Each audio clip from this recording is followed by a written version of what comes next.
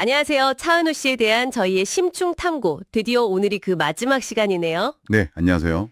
지난 시간까지는 이제 그의 성장기 그리고 연예계 활동들을 좀 짚어봤잖아요. 네, 맞습니다.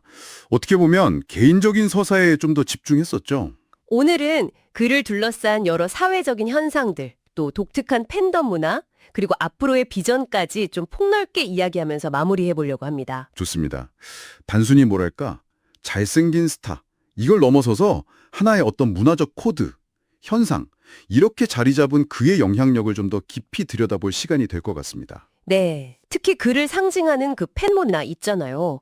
이것도 그렇고, 또 스스로 생각하는 어떤 책임감 같은 부분들, 흥미로운 지점들이 꽤 많습니다. 네, 벌써부터 기대가 됩니다. 그 데뷔 초에 얼굴 천재라는 별명, 이것만으로도 사실 엄청났는데 그랬죠. 이제는 뭐 차차 이게 거의 고유명사처럼 쓰이잖아요. 아, 네. 최애는 최애고 차은우는 차은우다. 네, 이게 그냥 웃고 넘길 밈 같기도 한데 이걸 넘어서는 어떤 특별한 의미가 있는 걸까요? 그게 단순한 밈이라기보다는 이제 케이팝 팬덤 문화라는 그 특수한 환경 안에서 그의 어떤 독보적인 위치, 이걸 보여주는 현상이라고 봐야 할 것 같아요. 아하, 독보적인 위치요? 네. 그러니까 특정 팬덤에 내가 속해 있든 아니든 혹은 뭐 다른 최애가 있든 없든 그 차은우라는 존재의 매력, 그 존재감 자체는 인정할 수밖에 없다. 이런 공감대가 형성된 거죠. 약간 뭐랄까 취향의 경계를 넘는 느낌이네요. 맞아요, 그런 거죠. 다른 많은 인기 아이돌들한테서는 사실 쉽게 보기 힘든 그런 경계를 넘나드는 보편적인 인정, 뭐 이렇게 표현할 수 있을 것 같아요. 심지어 예전에 그 차은수라는 패러디 캐릭터 나왔을 때 아, 네네, 있었죠. 본인이 직접 나서서 이거 재밌다 이렇게 반응할 정도면 뭐랄까 본인도 이런 현상을 좀 즐기고 있는 것 같기도 하고요. 그렇죠. 본인도 그걸 하나의 놀이처럼 받아들이는 여유가 생긴 거겠죠. 이런 어떤 대중적인 인지도가 자연스럽게 광고계로도 쭉 이어지는 거겠죠. 당연하죠. 신한은행 광고 문구요. 잘 모이기 위해 잘생긴 모임 통장. 아, 이 문구는 정말 네, 그 문구 진짜 화제였죠. 네. 들을 때마다 감탄합니다. 어떻게 이런 생각을 했을까 하고. 맞습니다. 2024년 기준으로 보면 광고 모델 활동하는 브랜드가 20개가 넘는다고 하니까 이건 단순히 그냥 인기가 많다, 이걸 넘어서는 거죠. 그렇죠. 20개 이상이면. 네, 그가 가진 이미지의 어떤 신뢰도랄까? 그리고 또 굉장히 폭넓은 소비층을 다 아우를 수 있는 힘, 이걸 보여주는 지표라고 생각해요. 금융부터 시작해서 뭐 패션, 명품까지 특정 이미지에 딱 국한되지 않는다는 점이 강점이죠. 해외 반응도 뭐 엄청나잖아요. 인스타그램 팔로워가 거의 5천만 명이 육박하고. 네, 4,750만 명. 웨이보도 2,300만 명 정도 되니까 이건 뭐 그냥 숫자로 딱 증명이 되는 거죠. 글로벌 영향력이 상당하다는 게. 디올이나 버버리 같은 명품 브랜드 앰버서더 활동도 그렇고요. 최근에는 그 프롬 메시지라고 팬들하고 1대1로 유료 소통하는 플랫폼도 시작했던데요. 아, 네, 맞아요. 충분히 그럴 수 있다고 봅니다. 당연히 팬들과의 유대감을 높이는 그런 긍정적인 측면이 훨씬 크겠지만 동시에 그 사적인 영역과의 경계가 좀 모호해질 수도 있고요. 그렇죠. 그리고 항상 완벽한 모습, 좋은 모습만 보여줘야 한다는 그런 압박감도 분명히 커질 수 있죠. 뭐 양날의 검 같은 건 있는 것 같아요. 네. 그런데 이런 강력한 팬덤이, 아까 말씀하신 그 팬덤이 때로는 좀 예상치 못한 방향으로 힘을 발휘하기도 하더라고요. 그 2025년 4월에 있었던 트럭 시위 사건처럼요. 아, 맞아요. 그 사건 있었죠.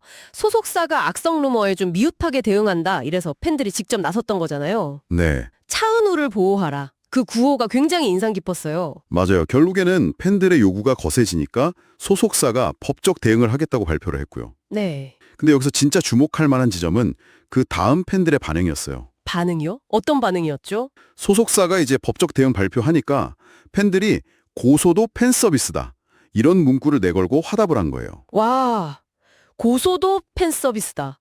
대단하네요. 그렇죠. 이게 단순히 우리 아티스트 응원할게, 이걸 넘어서서 소속사의 운영 방식, 아티스트 관리 방식에까지 팬들이 적극적으로 개입하고 또 아티스트 보호를 최우선 가치로 요구하는 굉장히 뭐랄까 진화된 형태의 팬덤, 이걸 보여준 사례라고 생각해요. 소속사하고 팬덤 사이에 어떤 건강한 긴장 관계? 같은 게 형성된 거네요. 힘든 시기를 버틸 수 있었다. 이렇게 여러 번 감사를 표했으니까 이게 정말 상호적인 관계라는 건 분명해 보여요. 맞습니다. 그럼 이런 팬들의 강력한 지지가 그가 종종 말하는 어떤 사회적 책임감과도 좀 연결이 될 수 있을까요? 저는 어느 정도 연결된다고 봅니다. 왜냐하면 그가 꾸준히 연예인은 사회적 책임이 큰 직업이다 이런 말을 해왔거든요. 네, 저도 본 기억이 나요. 그리고 실제로 그걸 그냥 말로만 하는 게 아니라 뭐 아동병원에 기부를 한다든지 산불 피해 지원에 동참한다든지 이런 꾸준한 선행으로 증명을 하고 있잖아요. 그렇죠. 어쩌면 팬들에게 받은 그 큰 사랑과 지지가 단순히 내 인기에만 머무는 게 아니라 좀 더 선한 영향력으로 사회에 환원되기를 바라는 그런 마음이 반영된 행동일 수도 있겠다 싶어요. 아, 의미가 있네요. 2024년에 문화체육관광부 장관 표창 받은 것도 어떻게 보면 그의 그런 문화적 기여도를 공식적으로 인정한 사례라고 볼 수 있겠고요. 네, 한류 확산에 기여한 공로를 인정받은 거죠. 그때도 앞으로 더 책임감을 가지고 활동하겠다는 포부를 밝혔었고요. 앞으로의 행보도 정말 기대가 많이 되는데요. 영화 퍼스트라이드 이걸로 이제 스크린 도전도 하고 네, 첫 영화 주연이죠. 솔로 앨범 엔티티도 발매했고 연기랑 음악 여러 방면으로 계속 스펙트럼을 넓히려는 의지가 확실히 보이는 것 같아요. 그렇죠. 본인이 직접 작사에도 많이 참여했다고 하더라고요, 앨범에. 아, 정말요? 네.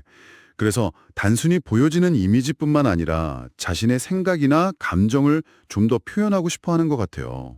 목표가 글로벌 문화 아이콘이라고 하던데 그런 맥락에서 이해할 수 있겠죠? 글로벌 문화 아이콘.